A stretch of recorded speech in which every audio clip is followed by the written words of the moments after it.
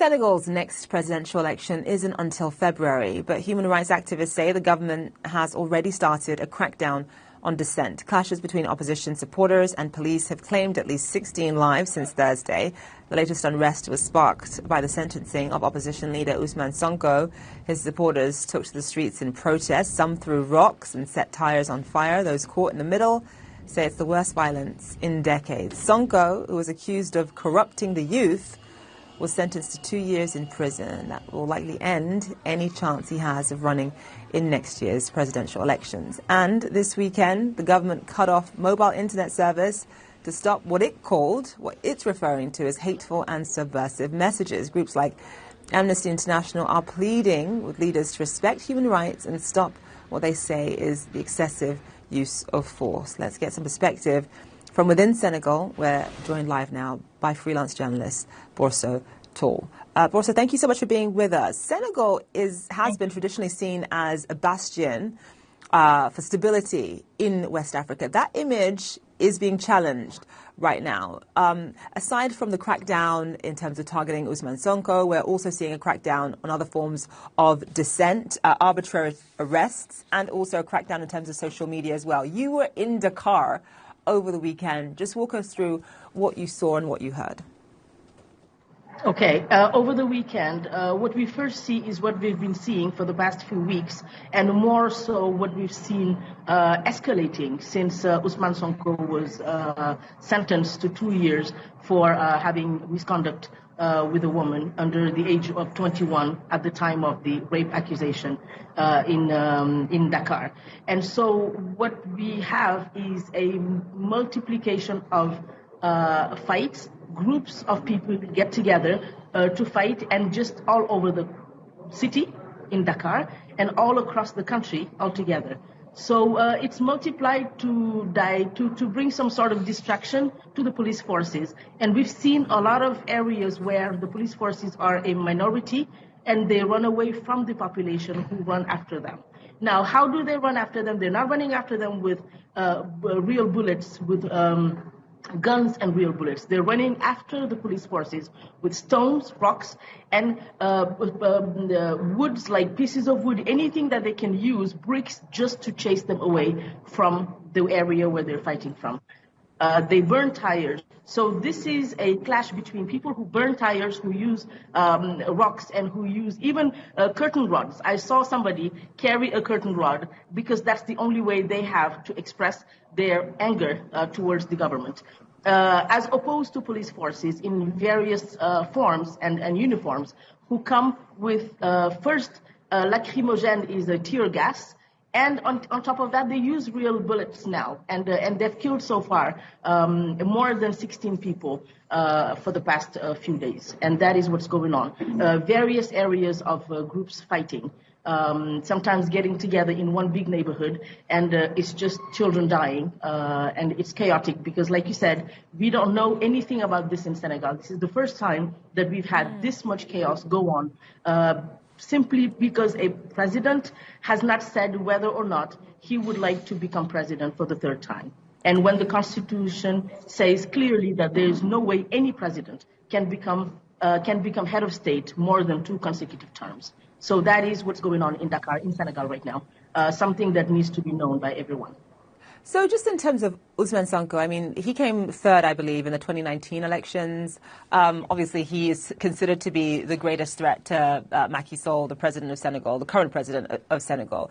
From what I understand, because of these charges and because he was convicted of, quote unquote, corrupting the youth, he cannot run again. He cannot stand in next year's presidential elections. Just explain to us, though, why Ousmane Sonko is so appealing to young people in Senegal who want change. Why have young people gravitated towards him as a possible presidential figure?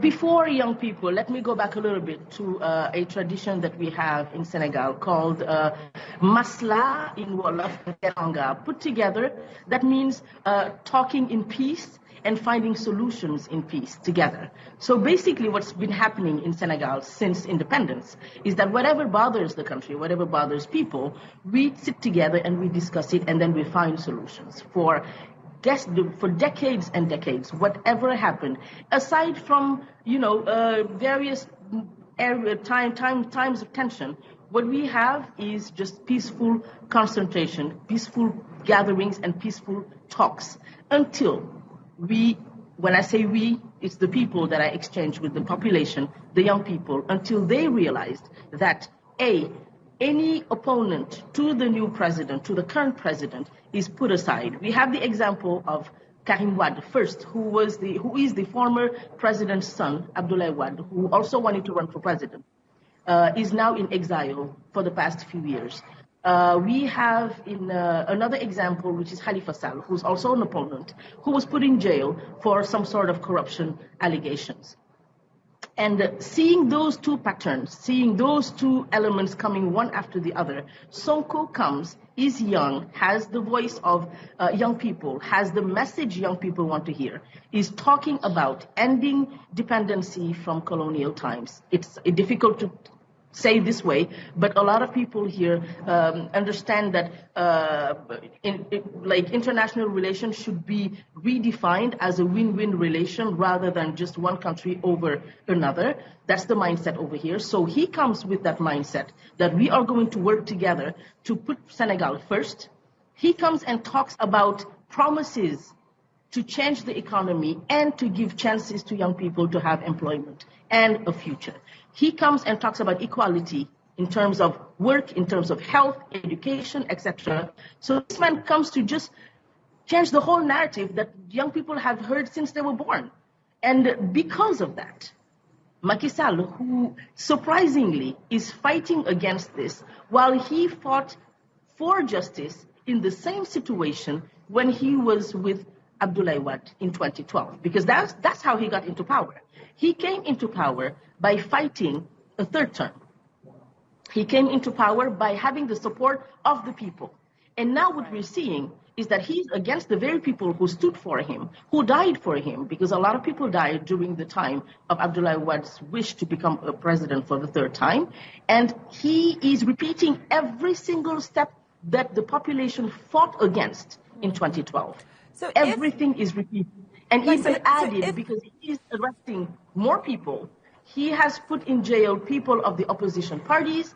Also, let me ask you, if Macky Sall announces or makes it very, very clear that he is going to attempt a very controversial third run at the presidency, third term, what happens? I mean, just in terms of the violence that we're seeing on the streets, how will that play out between now and next year?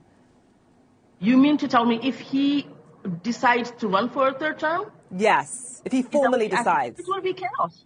It will be chaos. People will not accept it.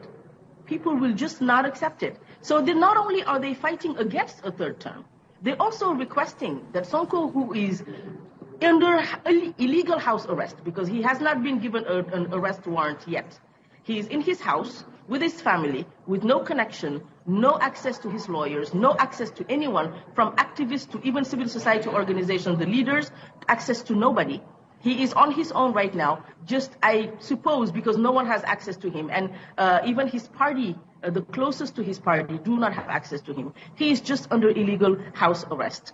And this far, if Macky Sall comes and says that he is going to run for a third term, it will be a chaos that we have not witnessed yet in Senegal, because people are very angry, very frustrated that their only hope to see this change, because we have what we call in French alternance, which is this just transition that we have after every second term for the past decade. To see this change while they had to fight for it in 2012 is just a setback that no one in this population is willing to see happen right now. I mean, what we're seeing on the streets. I mean, what we're seeing on the streets in Dakar is very uncharacteristic for Senegal, just in terms of the just in terms of the perception that we have of Senegal in other parts of the world. Absolutely. But we have to leave it. We have to leave it there. I am out of time. I am out of time. I want to say thank you, and we'll have you back on again as we move closer to those elections next year. Thank you so much, Borso Tol. Looking forward to that.